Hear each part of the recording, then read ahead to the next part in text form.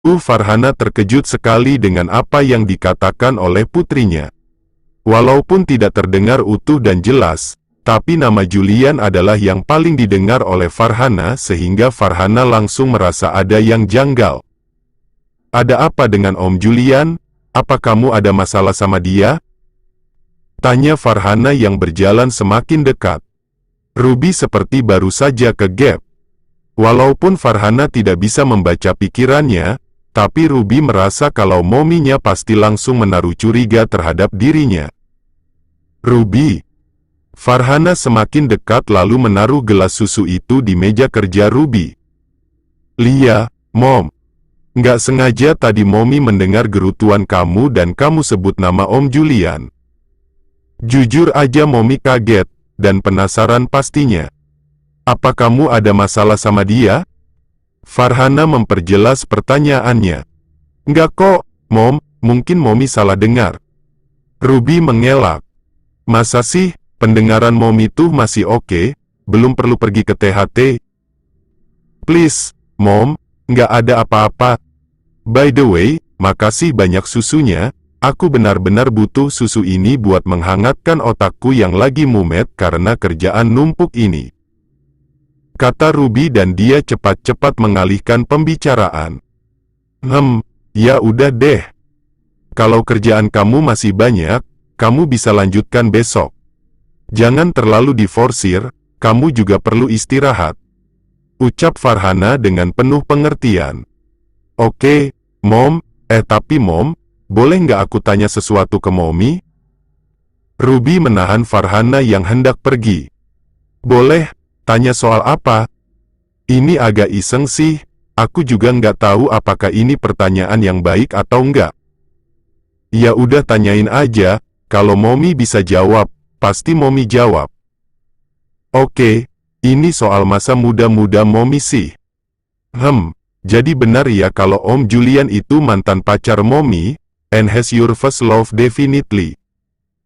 Farhana curiga lagi. Kenapa Ruby menanyakan hal itu dan terkesan mulai antusias tentang Julian? "Apa ada perasaan yang mengganjal di hati kamu soal Om Julian?" Farhana balik bertanya. "Enggak kok, bukan itu, Mom. Aku cuma kepo aja soal masa lalu Momi dan Om Julian.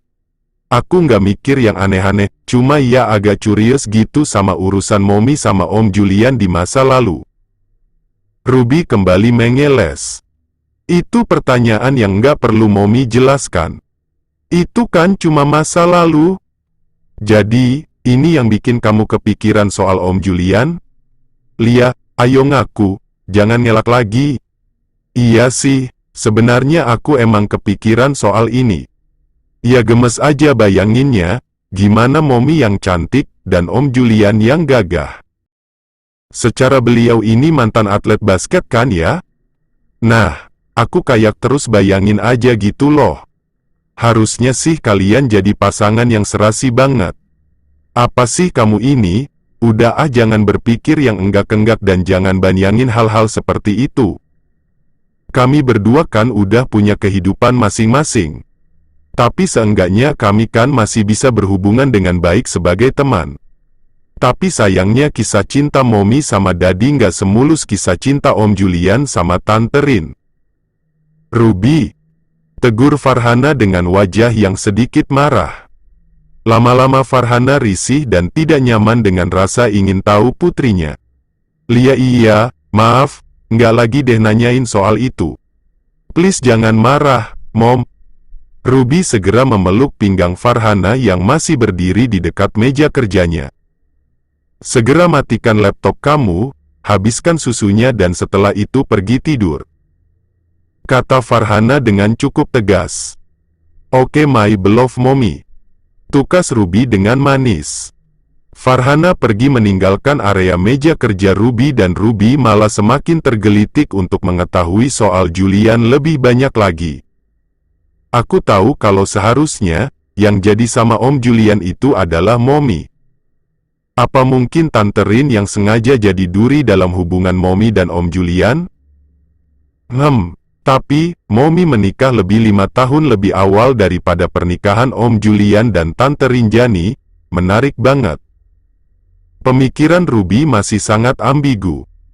Tapi selain rasa penasaran dengan masa lalu sang Momi, ada terselip perasaan suka dan kagumnya terhadap Julian yang akan menjadi sesuatu yang tidak baik jika dibiarkan tumbuh liar begitu saja di dalam hatinya.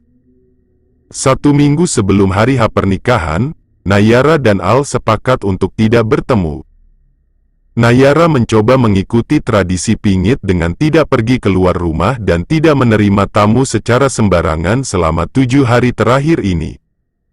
Selama 7 hari berdiam diri di rumah, Nayara mendapatkan banyak treatment istimewa yang dikirim langsung ke rumah oleh calon mama mertuanya.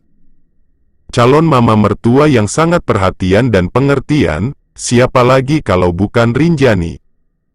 Selain Nayara, Jenny juga memanfaatkan momen dan sore ini dia mendapatkan perawatan pedikiur dan manikiur guna mempercantik kuku-kuku mereka. Rinjani benar-benar memberikan fasilitas kecantikan agar Nayara bisa benar-benar glow up dan menawan dari ujung kepala sampai ke ujung kaki bahkan sampai ke ujung kukunya. Benar-benar calon mama mertua the best. Aku sih yakin banget, Kak Al tuh bakalan super pangling pas di hari pernikahan nanti. Secara, kalian kan nggak ketemu selama berhari-hari. Dan selama nggak ketemu, Kak Nay mendapatkan treatment kecantikan setiap hari. Kata Jenny membangun topik pembicaraan.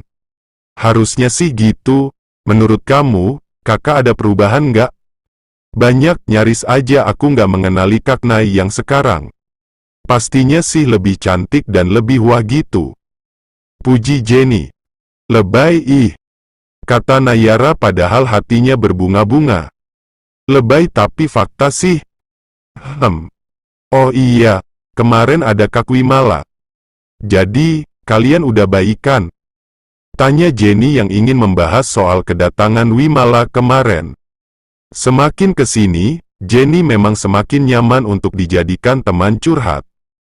Nayara juga mulai tidak ragu lagi untuk membicarakan beberapa hal yang cukup pribadi pada adiknya itu. Kemarin tuh adalah salah satu hari terbaik yang pernah kakak rasakan jelang hari pernikahan ini. Jawab Nayara. Asyik, udah tercium aroma perdamaian nih. Aku seneng banget dengarnya. Kakak juga lega, kakak maklumi kalau dia merasa kecewa dan marah sama kakak.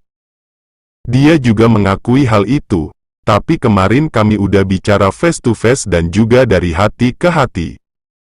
Hasilnya baik, kami udah saling minta maaf dan juga udah saling memaafkan. Baguslah, emang seharusnya begitu kan? Aku juga ikut doain semoga Kak Wimala bahagia sama kehidupannya yang sekarang. Amin, makin kesini, kamu makin dewasa ya, Jen. Nayara menggoda adiknya. Lihat dong, aku kan udah SMP, OTW jadi anak SMA. Belajar dulu yang bener ya, jangan tergiur buat pacar-pacaran. Kata Nayara sambil menasehati. Aman, Kak, lagian pacar impianku tuh terlalu sulit buat digapai. Makanya belum tertarik pacaran sama cowok di dunia nyata. Apa tuh maksudnya? Awas lo jangan aneh-aneh. Cowok gepeng Kak, alias cowok manwa, hehe. Kirain apa? Seseorang masuk ke memberitahu bahwa Romi dan Yeni sudah datang bersama beberapa kerabat dari keluarga ayah dan mendiang ibu Nayara. Mereka semua akan menjadi saksi pernikahan Nayara dan Al besok. Prosesi akad dan pesta akan dilaksanakan di gedung yang sama. Selesai acara akad, akan dilangsungkan resepsi untuk para undangan. Dan malam harinya akan digelar pesta makan malam yang digelar secara intimate hanya di antara keluarga Prawira dan keluarga Nayara. Dan hanya tinggal menunggu hitungan jam saja. Hari bahagia itu akan segera digelar besok pagi.